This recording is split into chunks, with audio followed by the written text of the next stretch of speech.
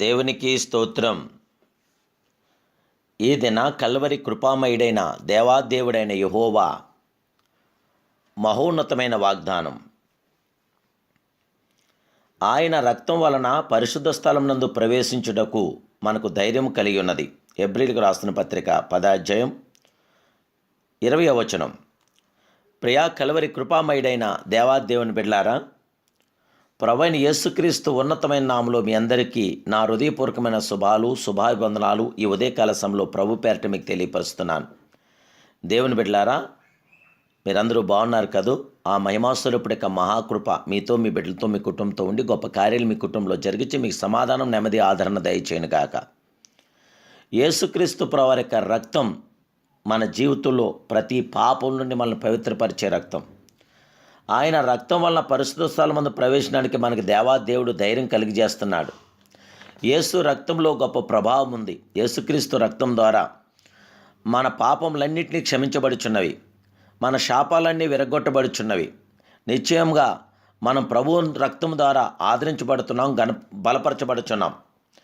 దేవుని ద్వారా మాత్రమే, ఆ విలువైన అమూల్యమైన రక్తం చేత మాత్రమే మన విజయవంతమైన కార్యం జరుగుతుంది. పరమునకు మనల్ని నడిపించేది క్రీస్తు రక్తమే. యేసు రక్తం ద్వారా మాత్రమే మన పరలోకమందు ప్రవేశించగలదాం. యేసుక్రీస్తు ప్రభువు అంటున్నారు, మృతుడైతిని కానీ ఇదిగో యుగ యుగములను సజీవునైనాను, మరణం ఎక్కయు పాతాళం ఎక్కయు తాళపు చెవులు నా స్వాధీనంలో అంటున్నాడు ఆ మహిమాస్వరూపుడు. యేసుక్రీస్తు తన రక్తం ద్వారా మనతో చేస్తున్న నిబంధన నిత్యమైన నిబంధన. హెబ్రీ గ్రంథకర్త అన్నాడు, ప్రభువైన యేసుక్రీస్తును గొర్రెల గొప్ప కాపరి అనియు, ఆయన చిందించిన రక్తము నిత్యమైన నిబంధన సంబంధమగు రక్తమనియో పేర్కొంటున్నాడు. దేవుని బిడ్డలారా, యేసు రక్తం ద్వారా మాత్రమే గొప్ప విడుదల మనకి కలుగుచున్నది. సాతాను బంధకాలన్నీ తెగిపడుచున్నాయి. యేసు రక్తం చేత మనందరము కూడా కృతజ్ఞతా భావంతో మనం ఆ రక్తాన్ని ధ్యానం చేద్దాం. మన యేసు మన కొరకు ప్రతిష్ఠించిన మార్గము అనగా నూతనమైనది, జీవం గలది, ఆయన శరీరమును తెర ద్వారా ఏర్పరచబడినదైన మార్గం.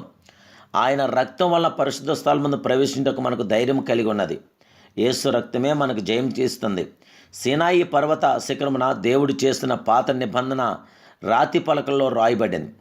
దేవుని ప్రజలు దానిని మోయిచు కానాను దేశమును స్వతంత్రించుకున్నారు. అయితే కలవరిగిరిలో క్రీస్తు చేసిన నిబంధన రక్తపు నిబంధన, అది మన హృదయమందు రాయబడి ఉన్నది. మనను పరమ కానాను చేర్చున్నది, పరలోకమును తెరుచున్నది క్రీస్తు రక్తమే. యేసు రక్తం చేత మాత్రమే మనం పరలోకానికి వారసులం కాగలదమని, యేసు రక్తం చేత మాత్రమే మనకి విజయం కలుగుతుందని గుర్తించి యేసు రక్తాన్ని ఎడతెరిపి లేకుండా స్మరణ చేయండి. యేసు రక్తం ద్వారా మనందరికీ సమాధానం కలుగుతుంది, జయము కలుగుతుంది, విజయం కలుగుతుంది. జయము గల దేవుని బిడ్డలారా, యేసు రక్తమే జయమని గట్టిగా మీరు చెప్పినప్పుడు ఆ రక్తంలో ఉన్న గొప్ప సామర్థ్యాన్ని మీరు పొందగలరు.